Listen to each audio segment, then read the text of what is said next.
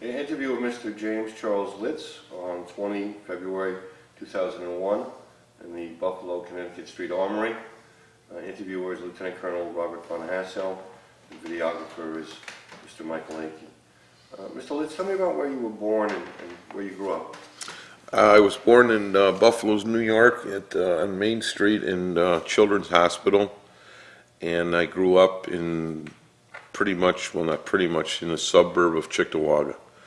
And I went to Mother Divine Grace grade school and went to Cleveland Hill High School, and I graduated in 1967 from high school after 12 years of, the high school education. I have no college or any further education other than high school. What were you planning to do when you got out of high school? Well, I know during high school, our history teacher used to talk to us and tell us that when we get out, if we weren't planning on going to school and we were in good physical condition and stuff, we'd probably be getting drafted going to Vietnam. That was during my junior year. And I can remember my one friend in class, Tom Winook, he was sitting next to me in history class, and we used to laugh and just say, the war in 2 years will be over and we won't have to worry about it.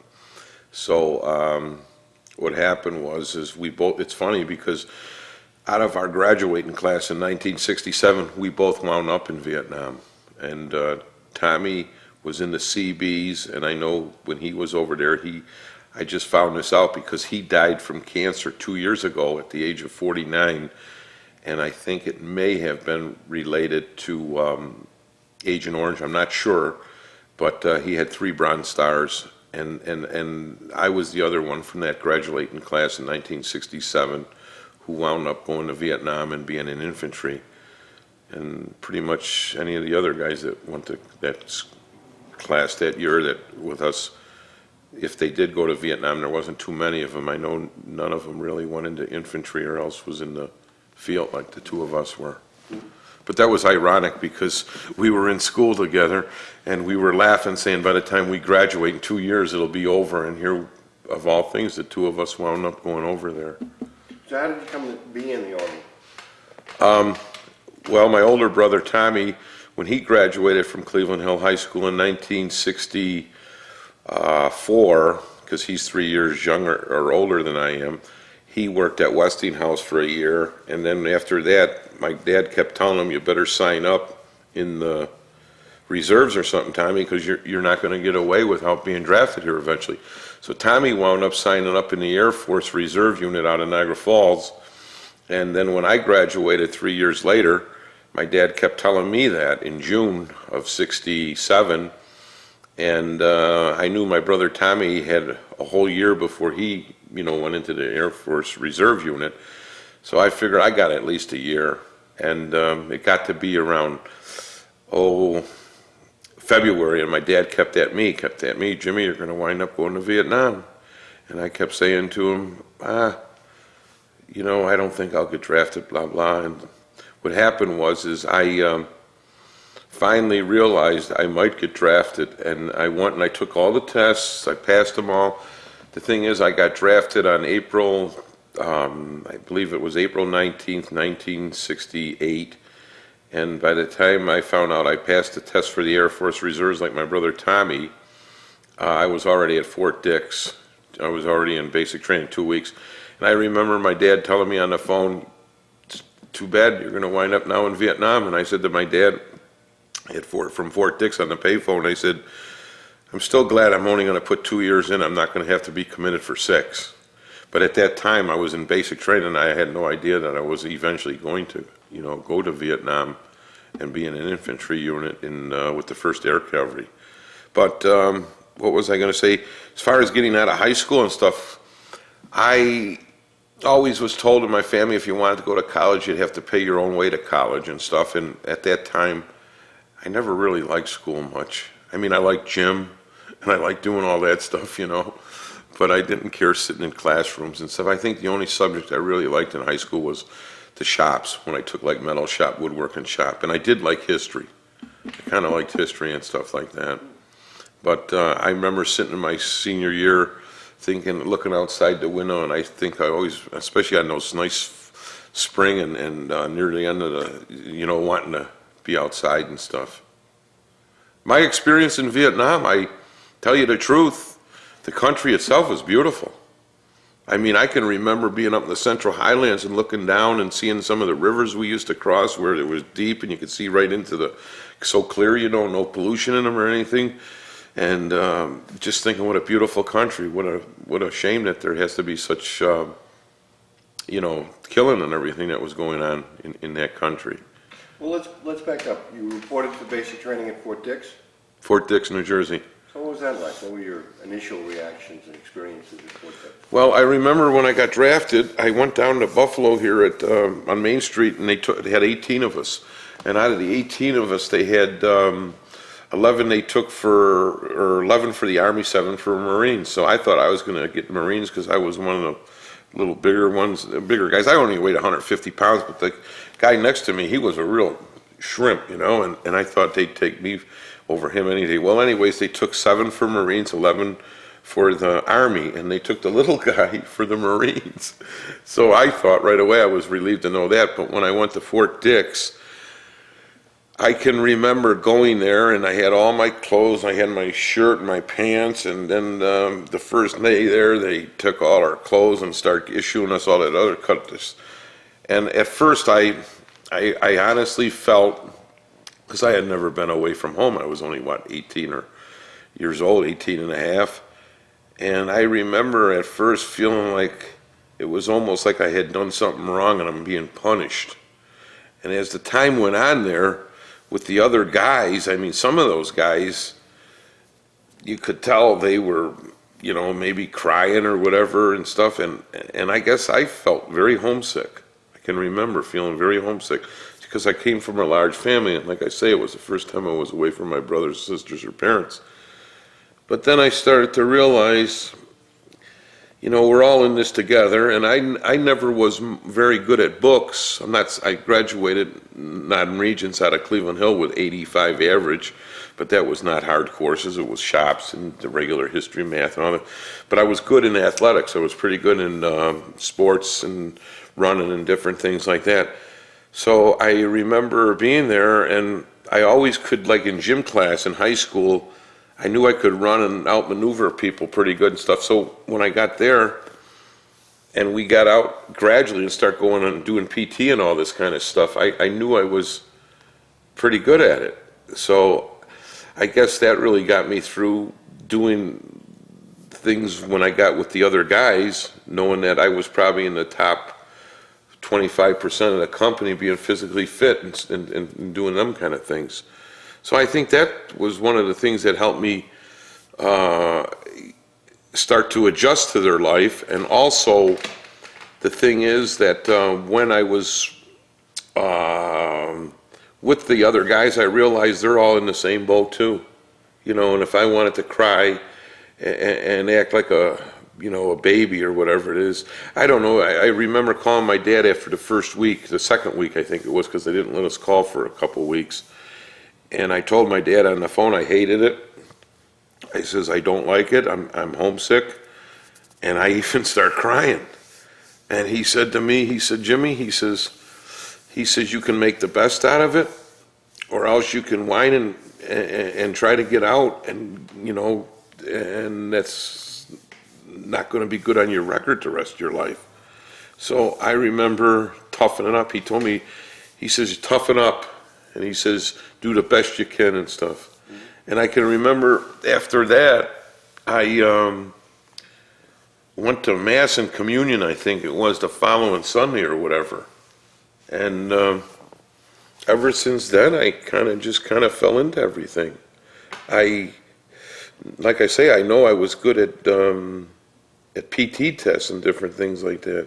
When I was at Fort Polk, Louisiana, after basic training, I went to Fort Polk, Louisiana for 9 weeks, and half our company, when we graduated from Fort Dix, went to Germany. The other half of us went to Fort Polk.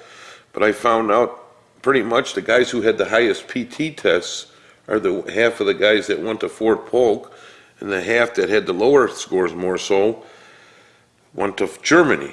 Well, when I went to Fort Polk, Louisiana, out of 211 guys, In the final PT test, out of a possible 500 points, I got 486 points. And another guy had 492, and then two guys maxed it, so I was fourth out of 211 guys. And I guess I really felt good to know that, you know. So, and what I know, I think now today, I don't know, it's kind of a contrast.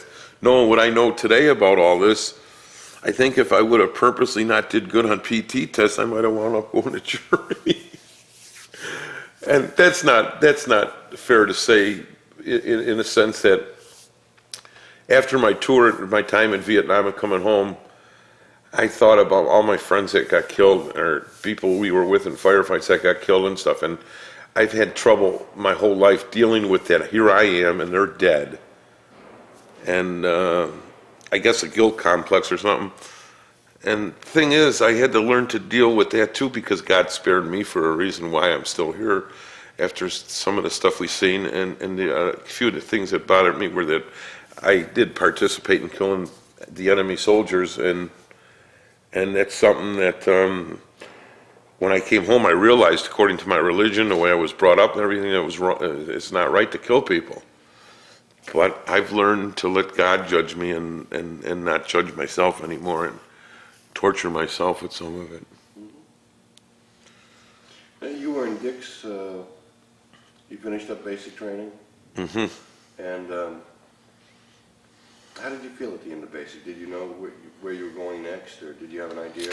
Not really. I mean, at the end of basic training, I remember it was hot June, near the end of June or whatever, and there was some rumors going around a couple days before we graduated that half the company was going to Germany and the other half was going to Vietnam. And I found out naturally, I think a day or two before graduation, or 4 or 5 days, I don't know how long, that I was going to Vietnam. And the guys that were going to Germany, they were getting a 2-week pass. And the rest of us were going to just, kill a day or two, and we had to be down at the bus station to get to the airport to be in Fort Polk or Shreveport, Louisiana, 2 days after graduation. And I remember graduation day,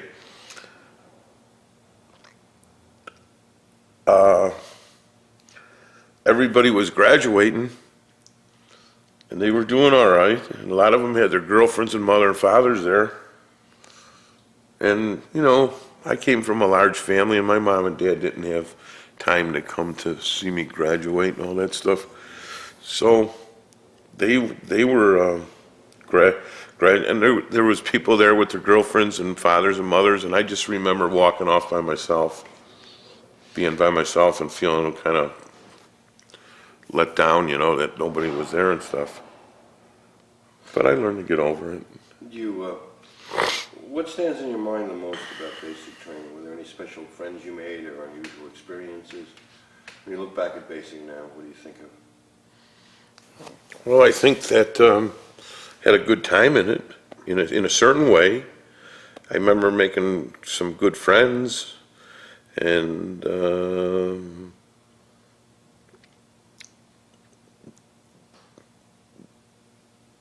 I don't know, we just learned to make jokes sometimes when we were out doing things that the drill sergeants didn't like us to do. We learned how to do little things to laugh or something, or not, make a game out of it in certain ways. And I used to sometimes make a joke, and the guy in front of me when we were at parade rest year or whatever it was, and make him laugh. And sometimes if he start laughing, the drill sergeant would pick up on it, and next thing you know, he'd go, "Litz, come out and give me 75 push-ups or something," because I was the instigator or something like that. And I did notice as time went on in basic training, as the weeks went by and we did different things like that, I remember the drill sergeants kind of letting up on us a little bit and stuff. Then we start realizing they were human. Because the second night I was in training, the first morning the alarms went off at like 5:30, 6 o'clock. It was completely dark, and I was still in my bunk, and black drill sergeant come in, and he didn't even turn the light on. He just come right in, and he had his saucer hat on, and first of all, he shook my bunk, because it was a bunk pretty much. It wasn't one of those runs that we stayed in the brick building at Dix, but some of us, before we actually got in a permanent brick building, had to stay on cots or whatever that was. It was pretty much a cot. And he looked at me, and all I could see was his white eyes, his white teeth. And he goes, son, I'm your mother, I'm your father, I'm your, and blah, blah, and blah, blah. It's time to get up. I'm your uncle, the whole shot. And he grabbed the cot and the whole thing and flipped me over. He flipped me right over on the floor, And I never forgot that, thinking to myself, my God, I'll be up next morning before this happens again. But, all that stuff that was going on, I basically hated. But then, there was something that, like I said, that made me think to myself, if I don't make a joke out of some of this, I'll just, feel like cracking up or whatever, or hate it so much. So I learned to make a joke out of it, There was 2 times in basic training that I got in fights with other soldiers or whatever. And one of them was because I was going around and they put us in our rooms by alphabetical order. And there was this one guy there, his name was Pollard, P-O-L-L-A-R-D, and I forget where he was from. But he was short like me, and I weighed about 145, 150. This guy was maybe short, and he weighed about the same. And he kept, making fun, and I just thought he was making digs at me a lot. And he made digs at a couple of the other guys there in the training there a few times. So one morning I had enough of it, and I went over and I pushed him, and he pushed me back, and then I punched him a couple of times, and I pretty well got the best of him. And I found out for having a big mouth, he never backed it up, you know what I'm saying? Mm-hmm. When I smacked him I'm left-handed, when I hit him a couple of times, he just kind of like didn't react too much. And after that, I had no more trouble with him. Fort Dix, I used to box on weekends. Or not Fort Dix, but Fort Polk. I boxed on the weekends. We'd go down to the gym, and sometimes we didn't have nothing to do and stuff like that. So I'm left-handed, and I can remember, like I say, I didn't have this stupid thing here. And I could move pretty good, and tell you the truth, once I got used to it, hitting somebody in the face or in the head, felt good. I could feel good all the way back here. They'd hit me back, and and sometimes you'd see white spots or whatever. You get hit pretty good, and you just keep going at. One time I boxed a guy that weighed 130 pounds, or no, he weighed 30 pounds more than I weighed. And he knocked me.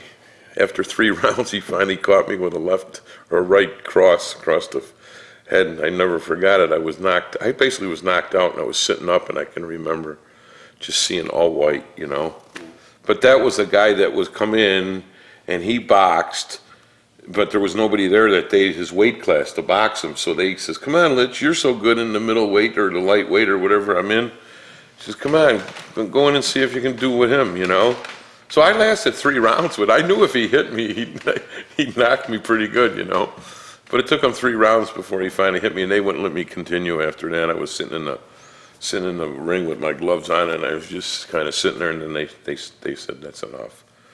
He didn't really get to hit me good until the 3rd round anyways. What kind of training were you doing at Fort Polk? Advanced infantry.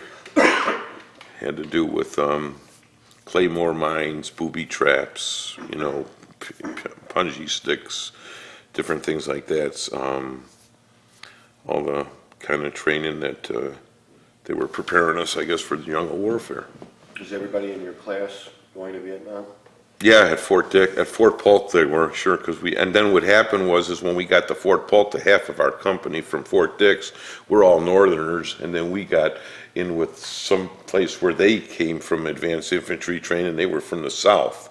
So then that's another part of my life that I had learned that I'm from Buffalo and the North, and I always tried to stick with the guys when I went south to Fort Polk with the northern guys, but see, they alphabetical ordered us down there too. So my one bunkmate was from Kentucky, and he would talk with, cheer, and all that. They talk from the South. And I think he still had a little bit of a problem with the Civil War because we used to, kid around and stuff, and some of those guys would get really mad at us. Like you could tell one of them said one time, don't start knocking the Civil War or the South because of the Civil War. Then he says, my great-great-grandfather or somebody was in the war, you know? And then another guy well, that's too bad. Somebody from where I was from up there too, and we're not still pissed off about it, they would say, you know, stuff like that. So there was stuff going on that I could feel there was still tension with families from the South, you know? But you'd kind of learn, I learned sometime the best thing to do is keep my mouth shut, you know, but I never was much at keeping my mouth shut once I got going. I know I'm not. That's half of the Irish. I'm part Irish, you know, so. Did you ever get any leave? Did you get off post? What was that like? At Fort Dix, New Jersey, I had, I think it was 3 passes. And 2 of the passes, I got to go, once I went home, I flew home. Another time I went to, I think it's called Wrightstown or something like that, which was, you know, I don't know, where so-called beer joints and all that. Well, we had a good time. My friend almost got arrested and put in the back of the thing where they pick them up, you know, what do you call them, with the cages and all that? Paddy wagon? That's it, yeah. But anyways, the MP let us go because I told him I'll take care of them and get them back to base, which I did. And then another time, we had 3 passes. Once I went home, once I went there. And the third time I got KP, I had to clean pots and pans for 18 hours. And I got that for laughing in the cafeteria one time when they told me not to or whatever. See, once I started doing crazy stuff, sometimes funny stuff, the other guys would make a joke. They'd laugh, you know. But naturally, it would be me doing the stupid thing, so I'd be the one that got caught or whatever. So I had 3 passes there and went home, went to that Wrightstown, and then went in KP 18 hours. And then at Fort Polk, I think I had 2 passes down there, 2 weekend passes down there. And the one I stayed on base, I think it was, and the other one, I forget where we went. We went somewhere down there too, outside of Fort Polk. I forget the name of the town, but they had a town down there, the same thing, that was all for military passes and stuff like that. Was the training very demanding at Fort Polk? Well, it was July and August, 8 or 9 weeks. It was hot, extremely hot. And by 10 o'clock, 11 o'clock in the morning, it was like, you know, 95 or whatever. The humidity was real high. And by that time, I think I must have been about 145 pounds then. I think I went in about 160. And by that time, I must have lost about 10, at least 155. And you know, to believe it or not, it was hot, but I sweat a lot. And we took salt pills. And I think I used to get I don't know if a kick out of it, but some of these bigger guys, when we go on our force marches and stuff like that, they'd have trouble. You know, a couple of them, I remember 2 of them passed right out completely from heat exhaustion or whatever. What I didn't like is if we went to a rifle range, sometime the drill sergeants, they would drink ice cold Pepsis. You know, they did this stuff. They had ice cold Pepsis or Coke, you know, with the condensation running off the can. And here we had a canteen, only 1 filling of water in the canteen. And geez, that water was hot. It got warm, you know. So I used to pretend I was drinking my canteen water and I'd pretend it was Pepsi. Do you know that psychologically when I did that, I almost could taste Pepsi because I knew what Pepsi tastes like, and I would just drink it. And as far as being demanding goes, yeah, I think it was. I think when I seen Officer and a Gentleman with my wife a couple years back, and that's another thing. When I came home from Vietnam, I didn't go to no movies or anything for almost 13 years. And they were coming out with all these Vietnam movies and all that stuff. I didn't even want to go to them. See, I know what I was trying to do in my mind. I was trying to act like I wasn't even there. Or else if I was there, I wanted to cover it up. I wanted to cover up different things. Even like right now, I get emotional now, but you want me to tell you something? When I first came home, I don't cry. I didn't cry for 12 years. and it was like, I think we were taught not to cry. In a way, we were. I know you'd show emotion or something like that, and they'd tell you right away, toughen up, you know. So I mean, when it really hit me, Fort Dix, Fort Polk, they were all Mickey Mouse stuff, okay? I can see what they were doing. They were gradually getting us to prepare us for where we were going. But the reality of it is, the day that they dropped me off the chopper in the jungle with 45 other guys, because we were a reconnaissance patrol, it was an overcast, gloomy late September day.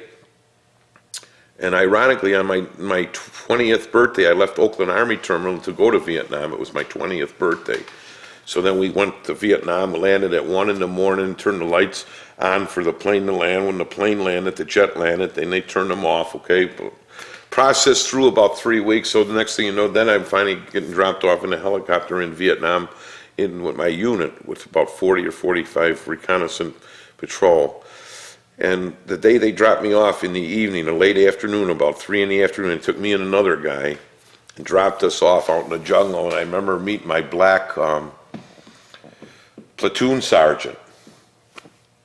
And here I am, 20 years old. I'm only 145 pounds. I got pictures home because I only took 2 pictures in Vietnam that I paid a guy $1 when we were back in the landing zone before, you know, we got a chance to go back and rest or whatever from. And then it hit me. That's when then it really hit me that here I am. We're actually here now, and it made everything else like back home and everything Mickey Mouse.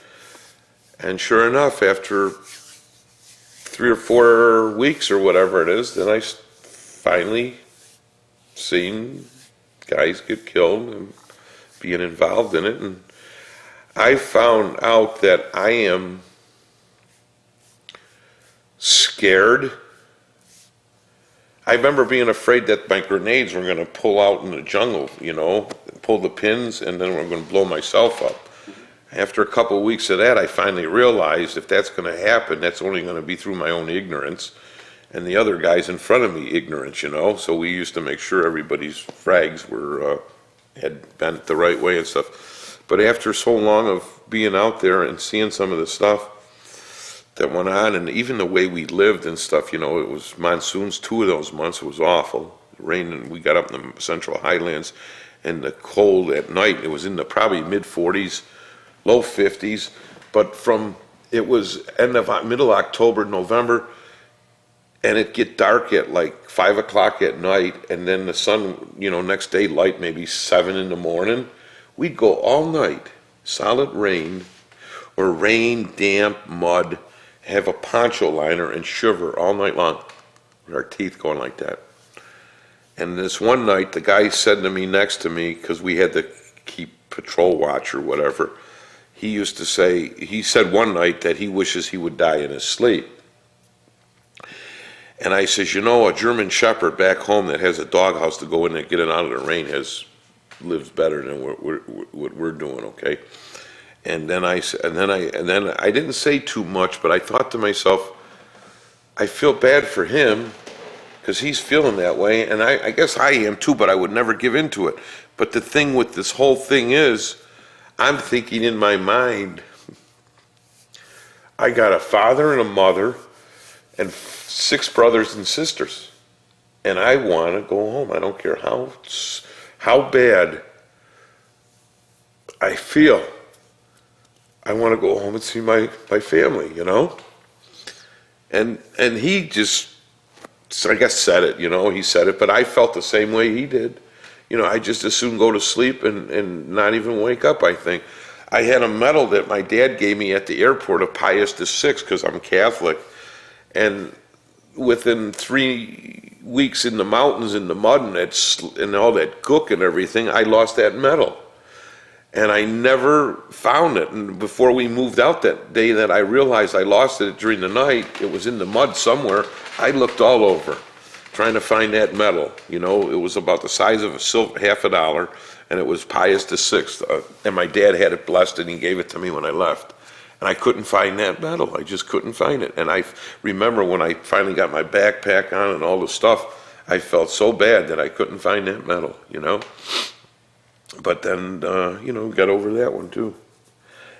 I found out what I'm made out of. I'm kind of like, want to be tough, but I'm not. I'm a pansy. I'm emotionally, when I came home, I was trying to be tough. I drank, you know, I didn't hold any employments or nothing, or if I got jobs, I would want to run away. I didn't feel like I was lazy, but I always had trouble getting in with other people at lunchtime talking. Because when I first came home, I felt so elated that I made it home alive. But what I also found out was everybody that I tried to associate with, none of them were there. And then sometimes I would feel good to say I was in Vietnam, but then you'd see the war on TV, and it was like they did this. Then that Cavalry guy come out that did what he did, and see all this stuff start going in my mind and bringing me back to there, knowing I didn't do any of that stuff, but yet seeing what they would label in the paper about us. And then sometimes, naturally being there and seeing that stuff, I used to get the feeling that people says, "Oh, look at him. He was in Vietnam. He killed people, killed kids."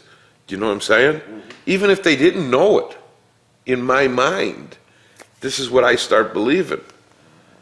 But I found out that for the first 10 years I was home, I would feel like if you were in Vietnam and I talked to you and you were in infantry like I was, then, you know, you didn't see nothing. I don't care what kind of work you did over there or whatever. And, you know, you see, that's something that after so many years, I started to realize that's bitter, that's anger within myself as I got older. And that is not the way I want to live the rest of my life, judging people because of things like that. The other thing is when I come home, I found out a lot of my friends, none of them really went that were in combat. They were getting married, you know what I'm saying? Mm-hmm. And I hear stuff like, well, geez, we got out of going. You know, we went to college or got a deferment of some kind. You see what I'm saying? And I mean, I'm only 21 years old then, 22. And then I'm putting together, I went a few times for jobs. I remember going for a few jobs in the area, and I'd put down Vietnam infantry, thinking, oh boy, they'll hire me because they'll see that I didn't crack up or any of this other stuff being in war, you know. Sure enough, most of the times they would hire either the person that had naturally college over Army for sure, but they would hire the person who didn't be in service, you know, more so than I felt they would hire me. I don't know if it was me, maybe if it was me and said Navy, because I knew this, because I would go and find out 2 days later, I'd call back to find out if they hired somebody, and sure enough, they hired somebody, you know. But I wouldn't ask them if it was because I was in the Army and I wrote down infantry or something like that, you know. Why do you think they would hold that against you? I was afraid that back then they would be thinking, with all the stuff going on, we're talking now 1960, we're talking 70, 71 maybe. I'd be thinking they'd think infantry, and then with the people shifting in the war, more so to get us out of Vietnam than sending more troops over there. And then some of the stuff like Kaylee, and I've heard comments already when I've been somewhere, like in the one place I worked, a break room, he read the article at lunchtime and he goes, well, half those Vietnam vets, they're all nuts anyways. You know, I can still remember hearing that kind of stuff, you know. And that was when they didn't even know I was a Vietnam veteran, you know. And my attitude at that time at 24 or 25 then was like, you know, you don't know what you're talking about, you know. I swear I felt like going up to him. That's another damn problem. I knew I was good at fighting because some of the shit I did in the Army, like boxed, I knew I could fight good, you know. And I felt like going up to him right at lunchtime, going right up to his face, telling him, you know, you don't know what the F you're talking about, and if you don't like it, and see, I would get like, I don't care if I lose the job or what happens to me then. But you did. I could feel my arms. You know, it was like time to punch this bastard in the mouth. Why didn't you? I was afraid of getting in trouble. I was afraid that, if I reacted like this in front of these other people, I'm going to wind up, getting arrested. And there was a few times what happened was after I did come out, I got myself into fights. I mean, I didn't get myself into them. I got out and had a few drinks, got into a gin mill somewhere, and somebody pushed me the wrong way, and I'd smack them. One guy I hit him once, and then after I hit him, I hit his head on the urinal in the bathroom, and he fell on the floor, and he was completely out cold. And the thing is, they came in, they knew I did it. They grabbed me and say, "You wait here, because if I said," they said, if something's wrong or he's bad, you can get put in jail for this. It's like whatever. And then afterwards, they found out that I was in Vietnam, and they said, because the other guy knew I was in Vietnam, and they said to me, "You can't kill people because you're not in the service now."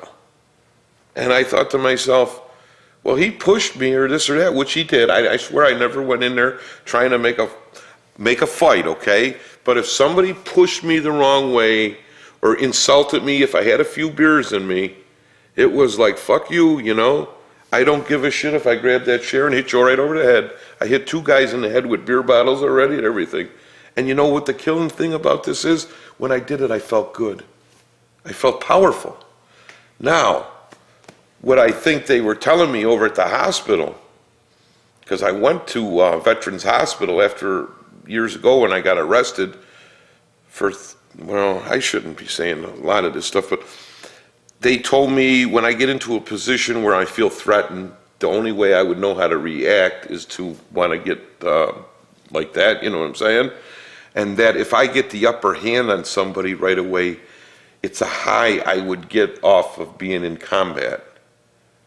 And when we were in combat, I know I told you before I was scared, but I can tell you this much. When we killed the enemy soldier and they killed the guys I was with, we got a high off getting them. See what I'm saying? And the next day, we used to bury or put our guys in the bags to send them home, but we would take the enemy soldiers and throw them in the hole or the foxholes and just throw dirt on them. But there was something in a few of these things that I had seen that I realized this wasn't right. I mean, this is where I think God stepped in my religious beliefs or whatever, and I still believe this very truly, that there was something wrong with killing that guy too. And see, this is where I get all mixed up with this whole ordeal. I believe in Jesus Christ. I believe in He died and resurrected, and that's my belief as a Catholic, okay? It's not even just as a Catholic. It's the way I was brought up. And I don't think I'm brainwashed. I think that God put us all on earth in some way to know right from wrong, instinctively right from birth. I really do. And at 20 years old, I went and I was asked to do these things I was brought up not to do. But just the emotional feeling of being in a firefight, killing the enemy,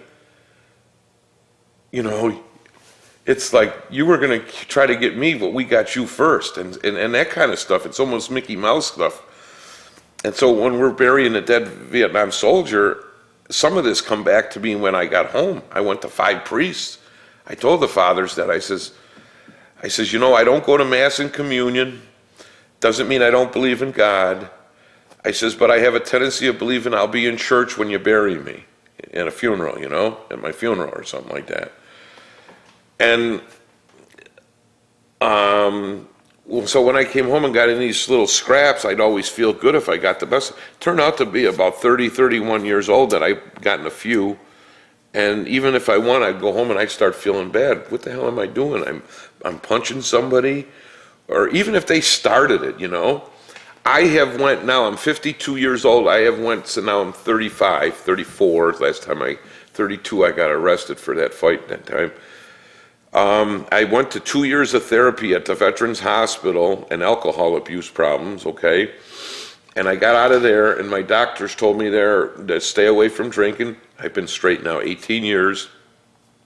They said when you get into a situation where you feel like you're getting, ready to fight or whatever, learn how to say a prayer or something and just get away from it if you can. Because I still don't know what's going on here. I get the feeling like I'm special, okay? And I think, because I think it's a feeling of being proud to know that I didn't run away from the war. But yet, in another way, I feel ashamed. I have mixed feelings. I have mixed feelings. I can tell you this much, it affected my entire life.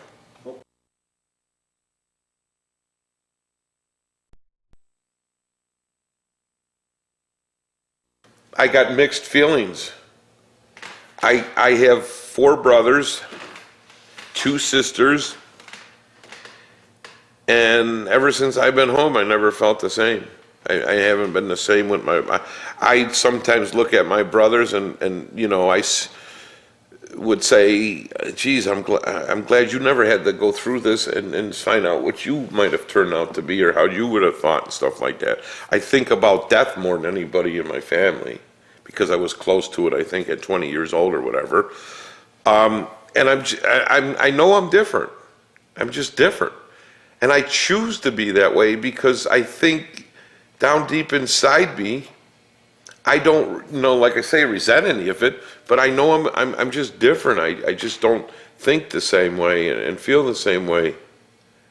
And I think that was from experiencing some of the stuff I seen at a young age. And if you go along so far and think that it's all better, or things are better with it, something will trigger it eventually, you know what I'm saying? But the main thing I learned not to do is I learned not to drink. And I haven't gotten into a physical confrontation with anybody in 17 years. And I'm happily married also. So, are you working now? No, not really. I'm collecting post-traumatic stress, and then I also get money for diabetes. I'm a diabetic. I only found that out 2 years ago. And the reason I'm, let me put it this way. They start recognizing diabetes as possibly a side effect from Agent Orange. And when I was in Vietnam, I was where they sprayed it. I drank the water out of the crater pits. So I know I had definite exposure to Agent Orange. But I can honestly say this, I'm 52. I've always had a problem with low blood sugar, hypoglycemic, the other way, but never high blood sugar. And 2 years ago, I wound up in the hospital at Veterans with a 719 reading, which is, normal is 160 and 120. I almost was in a coma and almost died. But anyway, since I was getting 50% for post-traumatic stress, they started recognizing diabetes if you were in Vietnam in infantry or else handled the stuff. So naturally, I was infantry, so they granted me some more, So I'm getting 70% post-traumatic stress and then diabetes and all that. And you asked me if I'm working. Well, I paint pictures, believe it or not. I have paintings in 8 major museums. Musée d'Art Naïf in Paris. I have them in the Museum of American Folk Art in New York City. I have them in, actually Governor Cuomo had one in his collection at the governor's mansion that I did for him of the mansion 7 years ago. And then when he lost the governorship, he took it with him, I believe. I also have them in Mingai World International Folk Art Museum in La Jolla, California. So my works are in top museums, but let me put it this way. They're naive art. I don't know if you know what naive art is. It's unschooled, like Grandma Moses. And I have no education in art. I just started when I went to therapy at the VA for my alcohol problems. They said, you have to do something other than drink in your spare time, because I have ulcers real bad. That's how I wound up there with them. I got enlarged liver and bleeding ulcers. So I started to paint. And in the first 2 years I painted, I didn't want people to know I was painting because I didn't want them to make fun out of me, thinking I was kind of, So I painted these pictures, and the crazy thing about this is I had no idea, but there's collectors who collect naive art. And if you have your own original style and everything like that, well, anyways, I entered a show in Cooperstown, New York, at the Baseball Hall of Fame down there one year. They had 746 paintings that were entered in a show on slides. And out of 746, a New York Times writer, a critic for New York Times, his name was Mr. Zimmer, or I think it was Don Zimmer or something. Not Don Zimmer, it was, anyways, his last name was Zimmer. He chose 189 paintings for the exhibition. And out of the 189, he only chose, I think, 7 for awards. Well, he chose my painting #1 award out of all those paintings for originality and the original look of a naive artist. So Bob Rich is the owner of the Bisons up here, the baseball team, Bob and Mindy Rich. So I remember at that time, I took the painting that I won the award with, and I brought it up here because it was a pilot field, and that's what they named the field after. So I showed it to them, and then they liked the painting. So they said, you know, what would I like to do with it? And I says, I would like to use it if we could to raise money for Vietnam Veterans Scholarship Fund. So they went and they put a big show on at the Atrium down here in February. I think it was in 1992 or 93. And then they charged $35 a head for people to come in and see my art, my other paintings, you know. And they raised over $10,000 for the Vietnam Veterans Scholarship Fund here in Buffalo. So then what happened was the girl that was valedictorian of her class, she didn't have no money to go to college because her father was an injured Vietnam veteran, or else the veterans didn't pay enough for her college and she wanted to go to St. Bonaventure. So I guess the scholarship fund of Vietnam veterans used the money that we raised from this exhibition and show that Bob Rich put up the money for to send her to Bonaventure College down in Bonaventure, and she got either her first year or first 2 years, you know, tuition paid because her dad was permanently disabled from Vietnam. But that's hard to understand too. I'm getting some of that story right because if her father was permanently disabled, I'm sure the service or the VA would have taken care of paying for her schooling in some way. But I know it helped scholarship people that were, you know, didn't have the money. So that was a good feeling. And a couple of years after she had graduated, she wrote me a real nice letter and said, Mr. Litz, I'm very happy or thankful to you personally because if it wasn't for your artwork and doing what you did with it, I know it wasn't your money, but you precipitated Mr. Rich doing a show of your work to bring people in to see your paintings and then use the money for mine. And that was a good feeling. That made me feel good. I remember when I got that nice letter from her. And you married now? Oh yeah, 15 years. I married a second grade school teacher. And this is crazy too because I met my wife through a dating service. And the thing is, she taught second grade in Alden, New York for 17 years. Well, she went to Deweyville College right across the street from here. And I met her, and I start going with her, and we start going to things like shows, because Beverly likes shows, theaters. I went to dinner first time in my life ever with a date, with a tie on, when I was like 33 years old, okay? And it was stuff I never did before, but at that time I was trying to redo my life, you know? And Beverly never told me she didn't want to see me. I mean, you know, let me put it this way. There was a few times I was with her, I got a little drunk. There was another 2 times that one time I was with her, she had discs out and she can't, her one leg, she don't have no nerves in this leg. She walks funny. So there was another time we were out somewhere and she was walking and I have to walk, she walks slow, you know. So I would, one guy says, can't you get your, you know, move faster? And I says, well, why don't you take a walk or whatever, you know what I'm saying? And then I almost got in a confrontation with the guy. And she said, Jimmy, not in front of him, but on the way home that night, if you're going to get drunk or get loaded, and then if you're going to go and somebody's going to embarrass or insult you and you're going to want to punch him, I don't want to see you no more. See what I'm saying? Mm-hmm. So I didn't, I stopped doing that kind of stuff because then I start realizing I'm going to lose my girlfriend, you know. But I've said, Beverly, I'm only sticking up for you. She said, you're not sticking up for me. She says, let the guy say what he wants. If I walk slow, I can live with that. She says, but what you're going to wind up doing is getting mad at him, making trouble. Then where are we? All this stuff I was being taught at post-traumatic stress stuff not to get involved in if I could, So, I mean, what I'm saying that as a second grade, she takes care of little kids. She's retired now after 34 years, and she subs 3 days a week, 2 days a week, just to keep busy because she likes the little kids. She's 56. We don't have children, okay? And these are my wife's kids. But what I'm saying is I kind of laugh a little bit because I wound up with somebody like that. But the reason I'm still married, too, is because she's a nonviolent person. She's a counteract of any time that I might get my temper up. I learned from her in a way to just bite your tongue and nobody can hurt you. It's your fear that's causing the problem, or it's your ego that, you know what I'm saying, that want to be like that. So no, I've been married 15 years. I went with Beverly 4.5 years before we got married, and I'm very happily married. Good. So that kind of brings us up to the present, huh? Pretty much.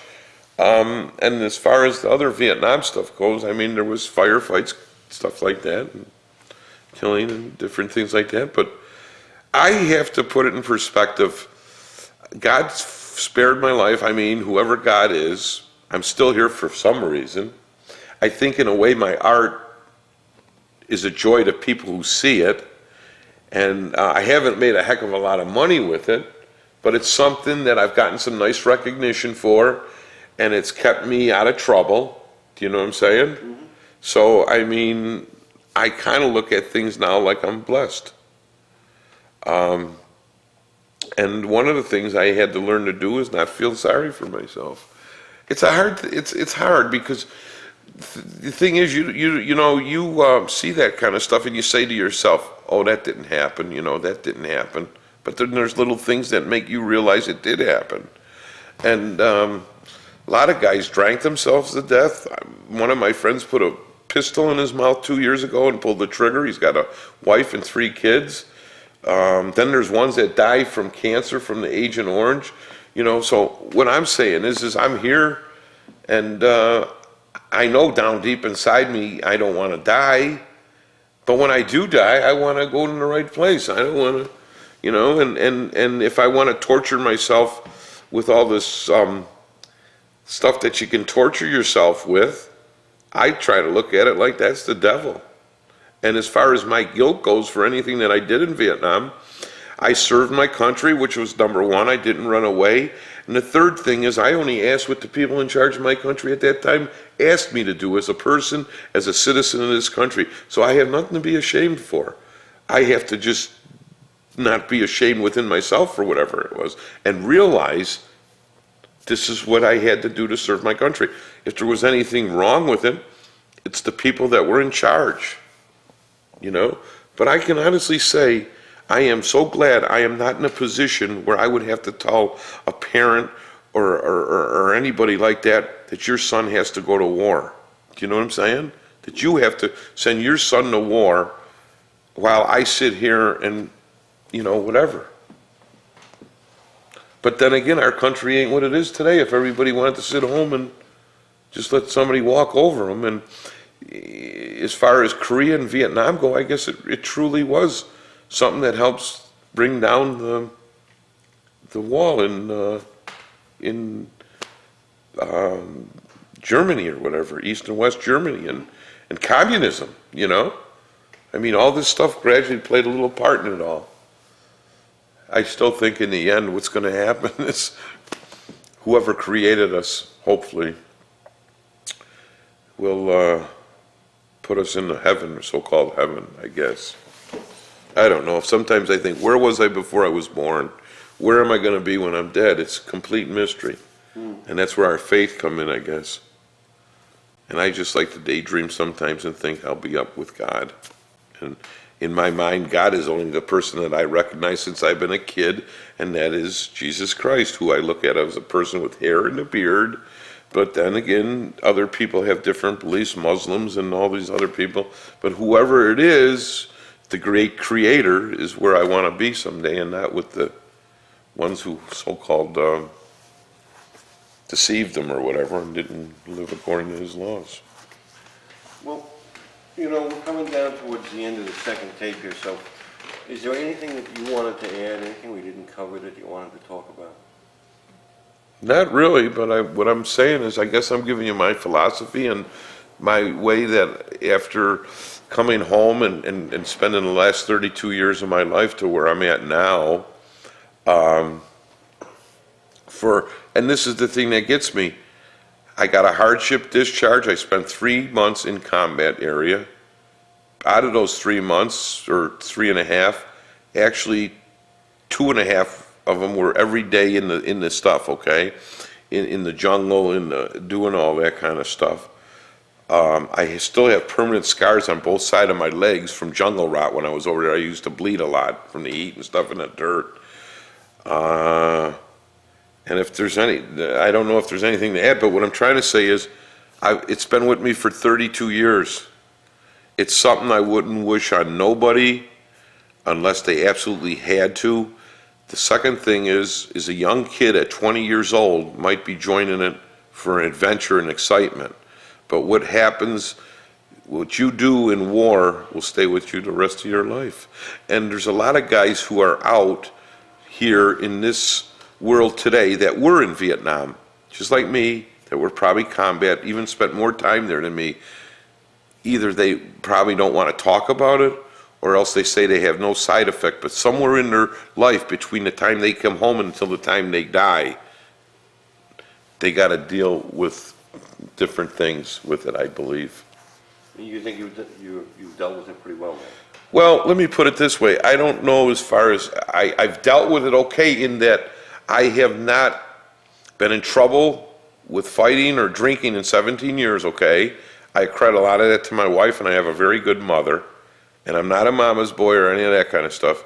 But one of my greatest fears after I came home was that I was going to wind up getting myself into a fight defending my Vietnam veteran friends that I seen get killed, and then hurt somebody on the outside and wind up going to jail myself for something that 2 wrongs don't make a right.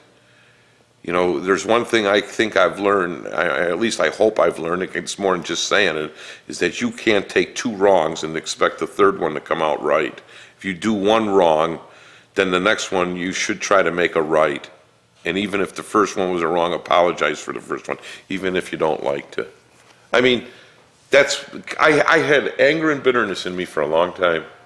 And part of the reason I soften up is I'm older, you know? But that was one of my fears, that I would get mad someday, because I was close a few times. Either get a few drinks in me or get mad and hurt somebody. And out of my anger and stuff when that was going on, then the next day get up and be so sorry. There's a lot of guys in jail today they're so sorry for what they did when they got mad. And the next day they give it up. You know what I'm saying? That's what I was afraid of. I had that fear. Now I don't have that fear. I'm more of an enemy to myself now. You know. One other question, Jim. Why'd you volunteer to come down and talk to us? I seen something in the Buffalo News about oral history for Vietnam, and I figured I'd come down and tell you how I feel about what I feel and how I feel it's affected me. I don't feel as though I've been the same person since I came home from Vietnam that I think I would have been if it wasn't for going there. You think it was important to come talk about it and let people know?